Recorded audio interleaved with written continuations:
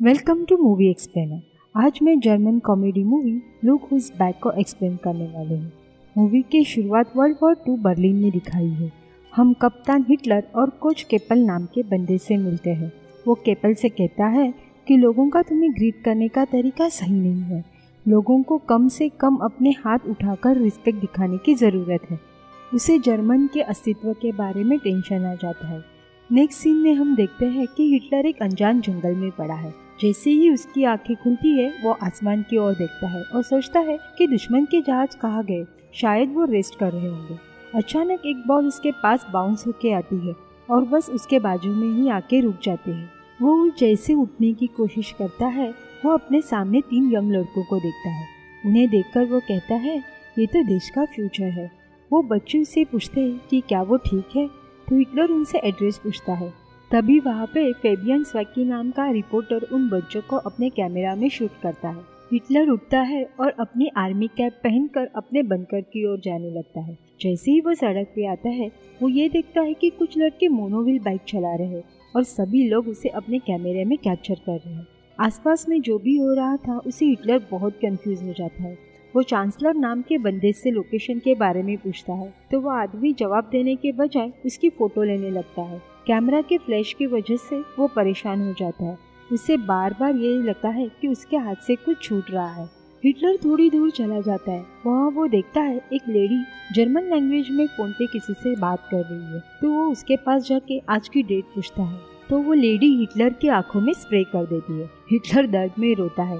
उसकी आंखें लाल हो जाती है, उसकी दृष्टि धुंधली हो जाती है। वो ठोकर खाता है और एक पास की अखबार की दुकान में चला जाता है। वहाँ वो कागज पर लिखी तारीख देखता है 3 अक्टूबर 2014 और ये देखकर वो चौंक जाता है और सेंसलेस हो जाता है। कहीं और एक टीवी स्टेशन के बॉस कार्टर मिस्टर क्रिस्टोफ सेंसेब्रिक की उनकी डेप्यूटी हेड के रूप में अच्छे काम के लिए प्रशंसा करते हैं। वह एक उच्च समाधान का प्रस्ताव करता है, लेकिन इसके बजाय मिस बेलिनी नाम के एक अन्य वर्कर को मैनेजिंग डायरेक्टर के रूप में घोषणा करता है। इसके कारण क्रिस्टोफ हैरान और डिससैटिस्फाइड है। वो अपने ऑफिस में आता है और अपने गुस्से को बाहर निकालता है। फेबियन एक संघर्षशील फिल्म निर्माता है। फेबियन के अपने बॉस को समझाने की तमाम कोशिशों के बावजूद उसे नौकरी से निकाल दिया जाता है और गार्ड्स द्वारा बाहर फेंक दिया जाता है। कुछ देर बाद हिटलर न्यू शॉप से उठता है और मालिक से आज की तारीख के बारे में पूछता है। वो कंफर्म करता है कि ये वास्तव में 2014 है। हिटलर कंफ्यूज हो जाता है। उसे लगता है कि शॉपकीपर ने उसे किडनैप किया है और ये उसकी दुश्मन का कोई सीक्रेट प्लान है। दुश्मन के लिए काम करने पर वो दुकानदार को जान से मारने की धमकी देता है, लेकिन दुकानदार उसे एक चॉकलेट का बार देता है।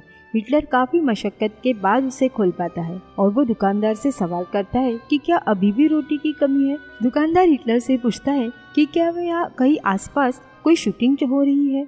अब बिल्कुल कप्तान हिटलर की तरह दिखते हैं। उस पर हिटलर कहता है कि मैं वही हूँ, कप्तान हिटलर। उसके बाद हिटलर तुर्की का अखबार देखता है और पूछता है कि क्या दुकानदार के पास शर्मर या पैजम्बर है। दुकानदार का कहना होता है कि उसके पास तुर्की के ज्यादा ग्राहक है। बर्लिन में तुर्की के लोगों की मौजूदगी देखकर हिटलर हैरान हो जाता है। इसे पढ़ते समय उसे ये पता चलता है कि उसने अतीत में युद्ध नहीं जीता था और जर्मनी को अनाड़ी महिलाओं के हाथों में दे दिया गया था। वह आगे पोलैंड के अस्तित्व पर शोक व्यक्त करता है और युद्ध को टोटल वेस्ट के रूप में समाप्त करता है। इस बीच फेबियन फुटबॉल के बारे में अपनी वीडियो रिपोर्टिंग को देखता है और उसे याद आता है कि उसे निकाल दिया गया था। उसकी माँ उसे शांत करती है और वीडियो को रोकने के लिए कहती है।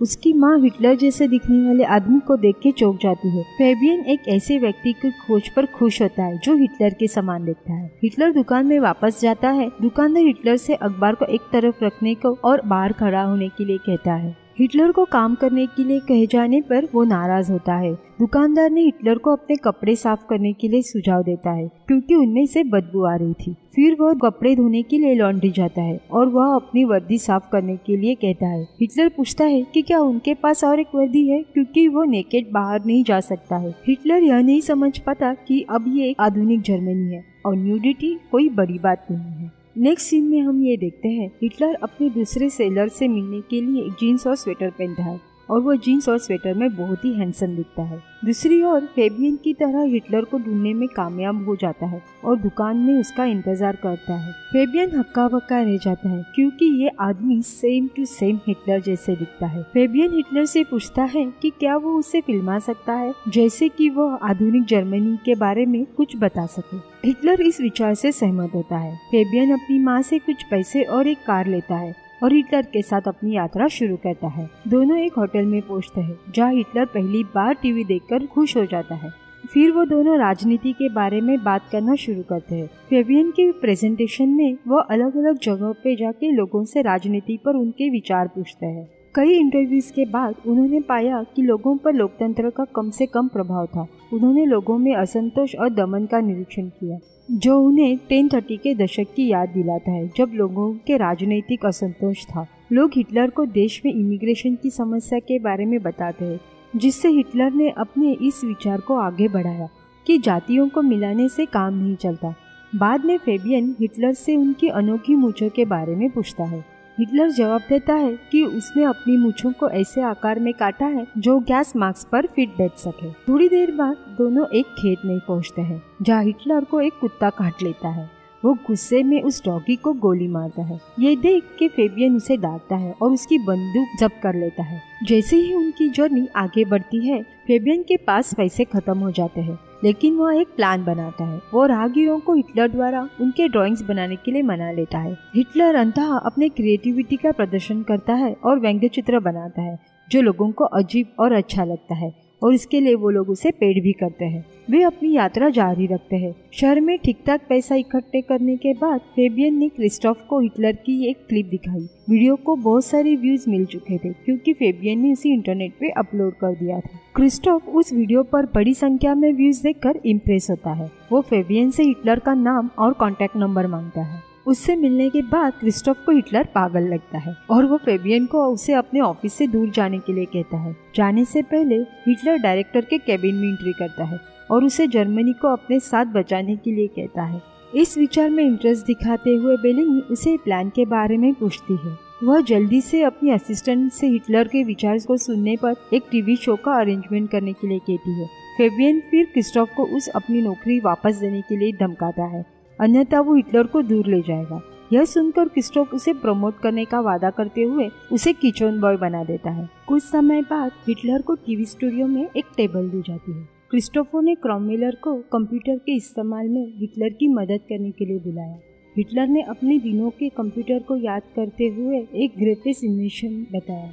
हिटलर जब ईमेल करने के लिए साइन अप करने का प्रयास करता है, तभी उसे नोटिफिकेशन आता है कि उसका नाम पहले से ही लिया जा चुका है। हिटलर को ये देख के गुस्सा आता है, लेकिन वो फिर सोचता है मैं न्यू रिच चांसलर के नाम का उपयोग करूंगा क्योंकि ये नाम उसे बहुत पसंद था। क्रिस्टोफर ने हिटलर को वायर्ड यू नामक एक लाइव कॉमेडी शो में रखने की योजना बनाई। वह अभी भी बेलिनी से द्वेष करता था क्योंकि बेलिनी को उसके बजाय एक प्रमोशन मिला था और वो उसके लिए प्रॉब्लम क्रिएट करना चाहता था। वह यहूदियों पर व्यंग्यात्मक चुटकुलों के माध्यम से नक्सलवाद को बहस में लाने और हिटलर बाहर निकालने का प्लान बनाता है। शो स्टार्ट होता है और होस्ट हिटलर को मंच पे बुलाता है।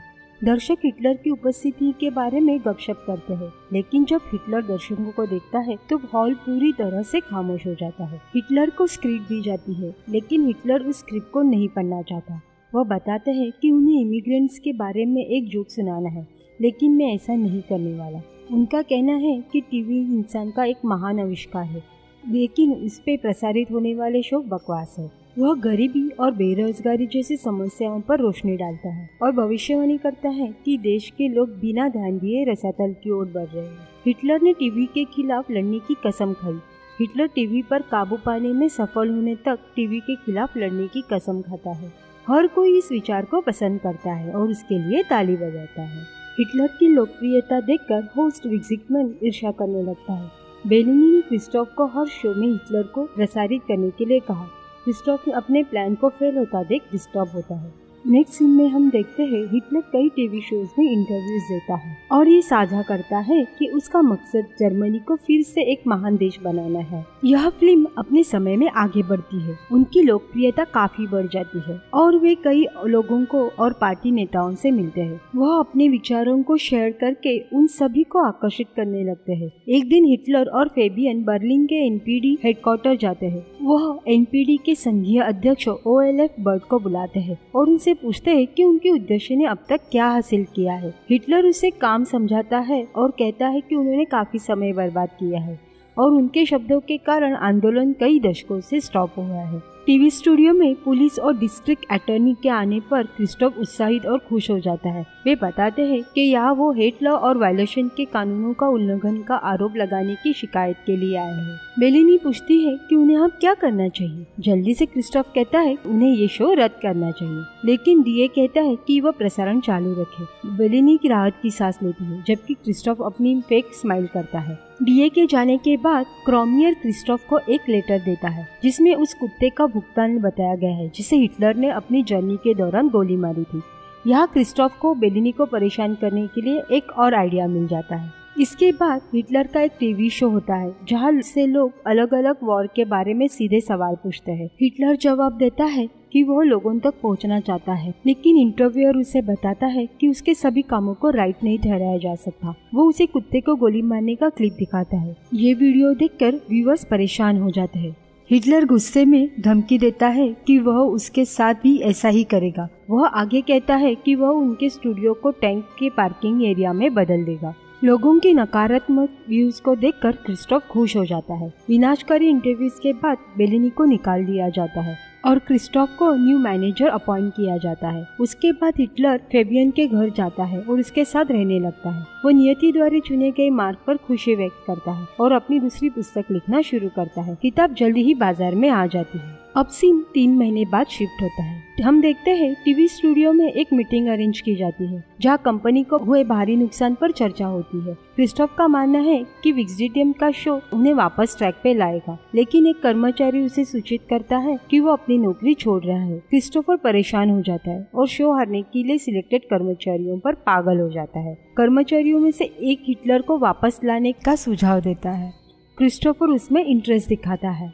वह फिर से हिटलर की तलाश करता है और फेबियन को प्रस्ताव देता है कि वह उस फिल्म में $1 मिलियन का निवेश करेगा जिसकी शूटिंग फेबियन और हिटलर कर रहे हैं, यदि वो बदले में उन्हें अपने टीवी पर फिल्म प्रसारित करने देंगे। हिटलर और फेबियन क्रोमियर के घर जाते हैं जहाँ क्रोमियर की दादी हिटलर को पहचान लेती है और वो दावा करती है कि हिटलर ने सभी लोगों को बहुत बेरहमी से मार डाला। वो उसे अपराधी कहती है और बाहर निकलने के लिए चिल्लाती है। कार में हिटलर ने शेयर किया कि वह क्रोमियर के जू होने पर हैरान है। वह जू लोगों को इंसानों से कम समझता है। फेबियन हिटलर की हरकतों से और उसकी बातों से निराश हो जाता है। सेट पर वापस आने पर फेबियन हिटलर को कहता है कि वो इस जगह पे कैसे पहुंचा। वह हिटलर से पूछता है कि जंगल में बॉल तुम्हारे पास आने से पहले क्या हुआ था, लेकिन हिटलर को कुछ याद नहीं आता। रात में वह सेट से बाहर चला जाता है और कुछ गुंडे उसे घेर लेते हैं। वे उससे जर्मनी वापस लेने और उसके चेहरे पर एक जोरदार पंच देने का कारण कहते हैं। जैसे हिटलर अपनी आंखें खोलता है, वो खुद को बेलिनी के सामने एक अस्पताल में पाता है। उसी समय फेबियन उस वीडियो की फुटेज को देखता है जिसे उन्होंने लड़कों और फुटबॉल के बारे में शूट किया था। वो उसे करीब से देखता है और पाता है कि हिटलर वहीं से उठा था जहाँ पे वो लेटा था। इससे पहले जो हुआ उसके फेबियन चकित हो जाता है। फेबियन जल्दी से उस जगह पे जाता है। वहाँ पे फ्यूरर बंकर के ऐतिहासिक स्थान को बताते हुए एक बोर्ड पाता है। फेबियन अस्पताल जाता है लेकिन हिटलर वहाँ नहीं होता। बेलिनी का कहना है कि वो शूटिंग सेट पर जा रहा है। फेबियन ने खुलासा किया कि वह असली एडोल्फ हिटलर है, लेकिन बेलिनी उस पर विश्वास नहीं करती। फेबियन पागलों की तरह अपने सिद्धांतों को समझाने की कोशिश करता है। गार्ड उसे पकड़ने की कोशिश करते हैं लेकिन वो भाग जाता है। फेबियन फिर सेट पर पहुंचता है और हिटलर पर बंदूक का निशाना बनाता है। अपनी पहचान के बारे में पूछने पर हिटलर बताता है कि उन्होंने कभी किसी और के होने का दावा नहीं किया। फेबियन का कहना है कि हिटलर अपने प्रचारों से लोगों को बेवकूफ बना रहा है, जिस पर हिटलर का जवाब है कि लोगों ने ऐसा नेता चुना है जिसने 1933 में अपने पूरे विचारों को खुलकर शेयर किया। फेबियन अपनी बंदूक के साथ हिटलर को एक इमारत की चोटी पे ले जाता है। वो हिटलर को घेर लेता है और उसे राक्षस घोषित करता है। हिटलर ताली बजाते हुए कहता है कि आम लोगों ने एक असाधारण व्यक्ति को चुना और देश का भाग्य उसे सौंप दिया। वह बताता है कि लोगों ने उन्हें इसीलिए चुना क्योंकि वे अपने भीतर दिलों में एक सामान्य मूल्य रखते हैं। फेबियन क्रोधित हो जाता है और हिटलर को गोली मार देता है, जिससे हिटलर इमारत से नीचे सड़क पर गिर जाता है। जल्द ही फेबियन हिटलर की आवाज सुनता है जो कहता है कि जर्मन उसे कभी छुटकारा नहीं पा सकता, और हिटलर जिसे अभी अभी नीचे फेंका गया था फिर से उसके ठीक पीछे दिखाई देता है। तभी बेलिना स्टूडियो में एक कट बोलती है और हर कोई शूटिंग के लिए खुश होता है। यहाँ हमें पता चलता है कि फिल्म की शूटिंग हो रही थी जिसमें एक दूसरा एक्टर फेबियन की भूमिका निभा रहा था। हिटलर तब सभी से उन साथियों को याद करने के लिए कहता है जो उनके साथ नहीं है। कहीं और क्रोमियर मानसिक वार्ड में एक छेद के माध्यम से फेबियन को देख रहा होता है और आंसू बहाता है। इस फिल्म के सक्सेस के बाद बेलिना और हिटलर लोगों को इंटरव्यू और ऑटोग्राफ देते हैं। जैसे ही वे कार से गुजरते हैं, सड़क पर लोग हिटलर के दीवाने होते हैं और सम्मान में उसका अभिवादन करते हैं, और ये मूवी यहीं पे एंड होती है। इसी तरह के एक्सप्लेनेशन देखने के लिए वीडियो को लाइक, कमेंट और चैनल को सब्सक्राइब करें। Thank you.